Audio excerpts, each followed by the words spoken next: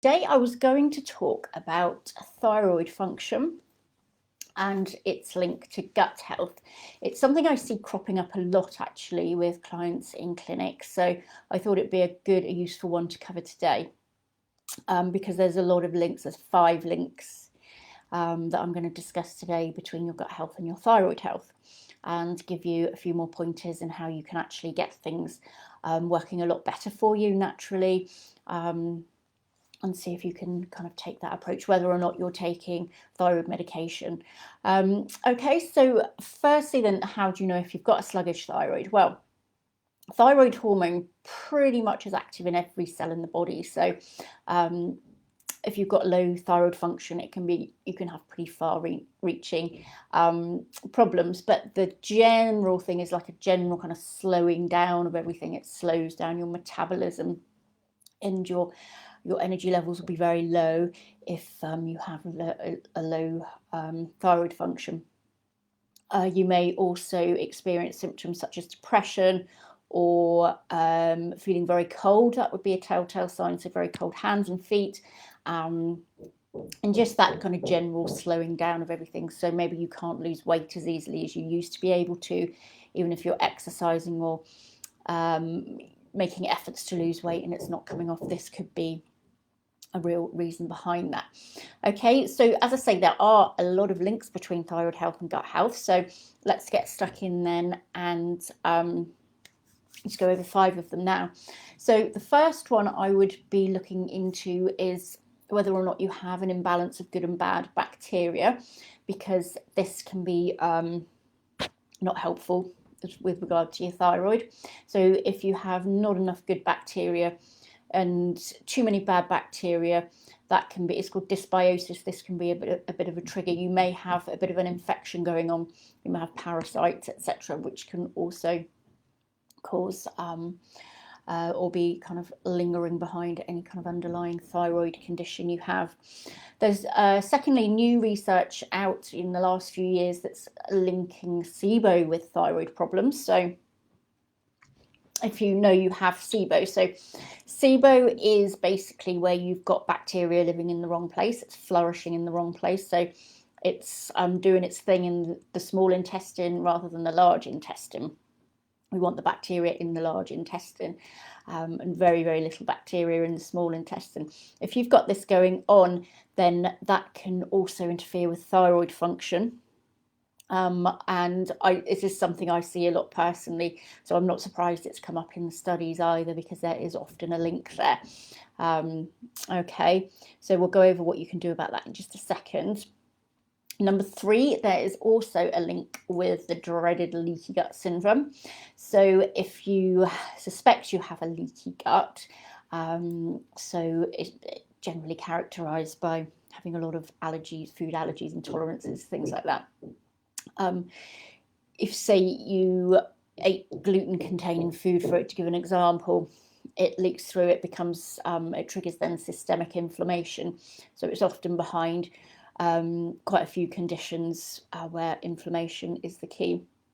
So to protect your gut then, if you don't want leaky gut, or if you have leaky gut and you want to reverse it, you need to focus on getting plenty of probiotics and prebiotics into your diet. So we want plenty of natural yogurt with no sugar, provided you tolerate dairy. Things like kefir and kombucha, or prebiotic foods like leeks, onions, garlic, etc. Sauerkraut as well is handy, so get lots of those in your diet if you can, and then supplement as well if you want to. You can supplement with probiotics and prebiotics quite safely most of the time. Okay, number 4, if you're a speedy eater, make sure you slow down and chew properly, because if you're not chewing properly, your digestive juices aren't getting flown properly, and then the food you're eating is then causing damage further down your gut, and this is not going to be helpful if you've got or suspect you've got some kind of thyroid imbalance going on there. Okay, definitely check for food sensitivities, because particularly in the case of Hashimoto's thyroiditis, which is a big driver for, or a big percentage of suboptimal thyroid function problems. It's often the main reason. It's more of an allergy really. So it would be like allergy, autoimmune. So your own immune system is attacking the gluten you're eating, for example, and then it's mistaking your thyroid gland for gluten because molecularly they're quite similar. So it tends to be a case of mistaken identity. So definitely sort out and get on top of any sensitivities to any foods you may have going on. Okay, so there's your links to gut health. So there are lots and lots of other things you need to do as well to make sure your thyroid stays nice and healthy. Or if you know you have suboptimal thyroid function, to kind of keep it ticking over the best it can do. So definitely don't avoid fats. You need lots of nice fats to keep not only thyroid hormone but all your hormones healthy actually. So make sure you've got plenty of nuts and seeds, avocado, nice fatty fish, and extra virgin olive oil, coconut oil, etc. going on in your diet. And those are very, very nurturing for your thyroid. Make sure you're not avoiding protein, which you want plenty of protein with every meal and snack. Not only to balance your blood sugar, but also because protein contains an amino acid called tyrosine, which is very, very important for thyroid function. So you need a good, healthy, constant supply of that going on throughout the day. Watch your sugar intake. The thyroid doesn't like too much sugar going on because insulin inhibits thyroid function, inhibits thyroid hormone. So every time you eat sugar, you're getting a good surge of insulin going on, and then that is not good for your thyroid hormone. So definitely keep those under control.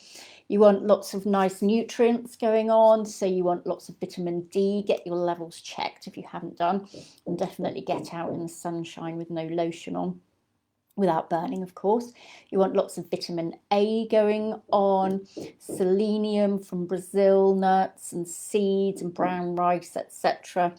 A biggie for thyroid health is, of course, iodine, which you can find in plentiful amounts in sea vegetables and fish and shellfish, etc., eggs and dairy products. You want lots of nice omega-3 fats going on. So omega-3s from your oily fish, salmon, mackerel, sardines, etc. A couple of portions of those each week. And if you don't eat fish, make sure you supplement with something. Coconut oil, as I mentioned. Coconut oil is a nice healthy oil to cook in if you're cooking at high temperatures, so that's a good one for thyroid function.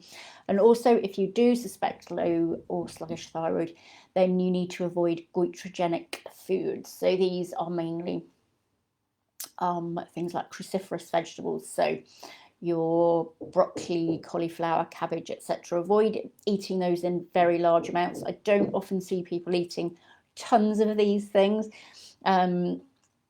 It would only be if you were adding them to smoothies and things like that on a regular basis. Cooked, they're absolutely fine. That seems to destroy the goitrogenic effect.